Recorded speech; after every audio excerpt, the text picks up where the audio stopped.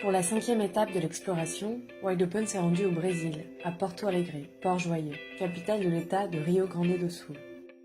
Avec plus d'1,5 million d'habitants, il s'agit de la plus grande ville du sud du Brésil. Dans les années 90, cette ville portuaire, surnommée la Belle du Sud, s'est notamment distinguée par sa démarche pionnière de démocratie participative. Aujourd'hui, la ville évolue dans un contexte national difficile, entre récession économique et grande insécurité. Nous y sommes venus étudier un écosystème unique au nom de Vila Flores. L'aventure de ce centre culturel hybride commence lorsqu'une famille gaucha hérite d'un complexe architectural de 3 bâtiments réunis autour d'un patio de plus de 1400 m² au cœur de Floresta, quartier tristement réputé pour son fort réseau de prostitution. Bien que n'ayant pas les moyens de financer la rénovation du site en ruine, la famille refuse de détruire ou vendre ce patrimoine historique architectural unique et trouve alors le soutien d'une communauté d'artistes, créatifs, entrepreneurs, désireux d'imaginer et construire ensemble le futur de cette bâtisse. Partageant les mêmes valeurs, ils se réunissent régulièrement à 10, à 20, puis rapidement à plus de 100, pour trouver les moyens de donner corps à cet espace aux formes multiples dont ils rêvent collectivement et qui ferait de Porto Alegre une ville plus belle à vivre. Une association à but non lucratif est créée. Toute la communauté en fait partie et débat de l'avenir du lieu. Quels espaces seront laissés en commun pour la vie communautaire? Quels loyers seront appliqués? Les moindres détails sont décidés collégialement. À peine l'espace sécurisé et alimenté en eau et électricité que les premiers artistes et entrepreneurs s'installent déjà, rénovant eux-mêmes l'espace qu'ils investissent. À grand renfort de débrouille, de créativité, de collaboration, Vila Flores devient vite un chantier participatif vivant, un processus permanent, se transformant au rythme des événements culturels, des désirs du territoire, des histoires d'amitié et des aventures professionnelles qui s'y développent.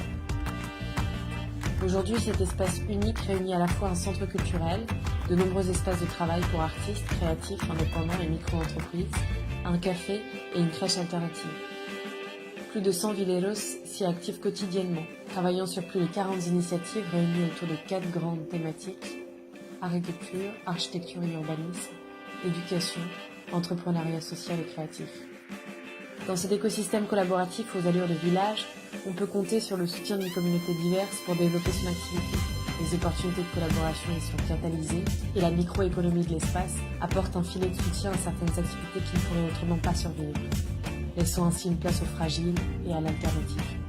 Par son ouverture, sa diversité et certainement son architecture unique, l'espace privé aux allures de place publique, Vila Flores est devenue une agora moderne, espace de rencontre, d'échange, de transmission des savoirs et point de départ de nombreux projets collectifs.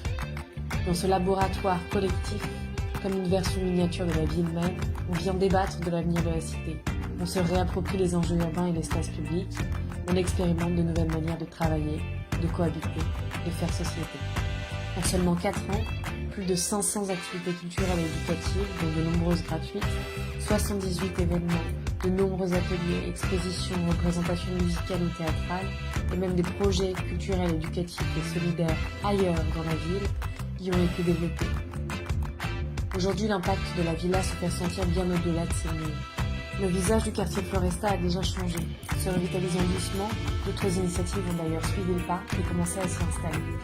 Et si le problème de la vacance patrimoniale pouvait être l'opportunité de créer des zones de liberté, d'expérimentation collective dans la ville, élargissant notre champ des possibles, Vila Flores a aujourd'hui trouvé un modèle économique viable, garantissant sa pérennité et son développement.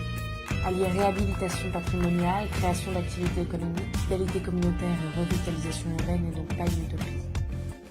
En faisant le choix de l'ouverture et de la confiance envers la communauté, les propriétaires privés peuvent eux aussi contribuer à créer de nouveaux espaces de rencontre et de vie, transformant la réalité des communautés, des quartiers et plus largement de la cité.